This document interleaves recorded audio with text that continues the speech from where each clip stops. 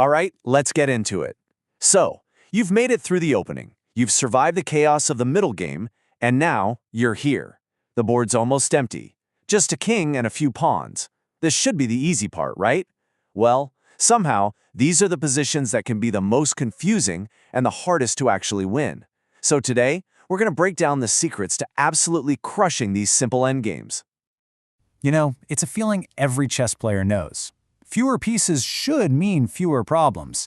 But instead, it feels like every single move is suddenly make or break. The margin for error is just gone. One tiny misstep can take a completely winning position and turn it into a draw, or even worse, a loss. It's frustrating. And this quote, this right here, is the key to the whole thing. The entire game plan flips on its head. That one piece you've spent the entire game hiding and protecting, well, it's about to become your #1 attacker. Yep, that's where we're starting. The single most important shift in chess. Your king is no longer a spectator. It's time to give it a new job. So rule number 1, and you gotta burn this into your brain, is activate your king. Forget everything you learned about tucking it away in the corner behind a wall of pawns. In the endgame, your king is a monster. You've got to get it off the back rank and into the fight as fast as you possibly can. It's a total change in mindset, from defense to all-out attack. And this position shows you exactly what that looks like. See the white king? It's not hiding back on G1, no way. It's up on G3, controlling the center, getting ready to help its pawn. The black king, on the other hand, is stuck reacting. That is what we mean by an active king. Okay, so your king is active. Now what? Well, it gets into this intense staring contest with the other king.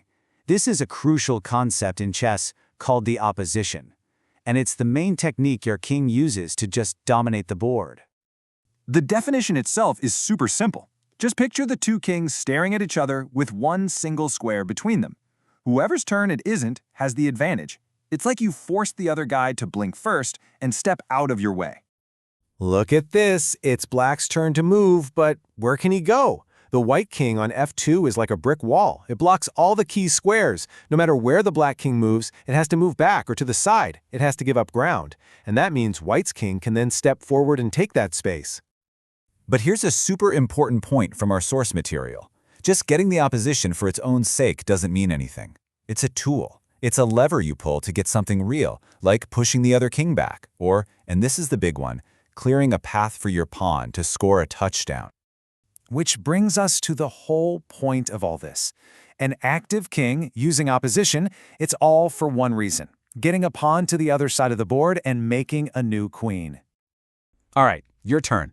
Let's put this into action. Take a look at this position. It's white to move. Knowing what we just talked about, king activity, opposition, what's the winning move here? How does white win? I'll give you a second to think about it. So if you said, easy, just push the pawn to G5, I get it. It seems so natural. But that's the classic trap. If you push the pawn, black just shuffles his king back and forth and you can't make progress.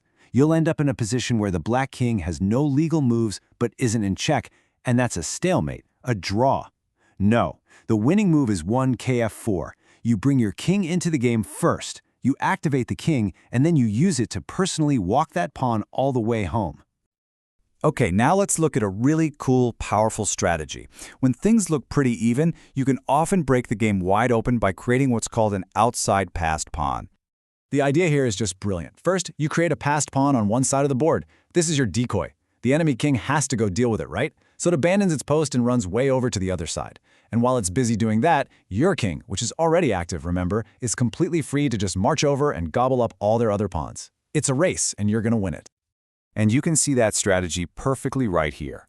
On the left, white is about to create that outside pass pawn with the h-pawn. Now look at the result on the right. The black king had no choice but to run all the way over to the h-file to stop it from queening. And what happened? It left all its other pawns undefended. The white king just strolled in and cleaned up. It's such an effective diversion. So, as you can see, the endgame is so much more than just moving the last few pieces around. It's a whole new game with its own set of critical rules. So let's wrap this up. Here's what you need to remember. First, your king is now your most powerful piece, so use it. Second, opposition is the tool you use to outmuscle the other king. Third, the whole point is usually to create a passed pawn that just can't be stopped.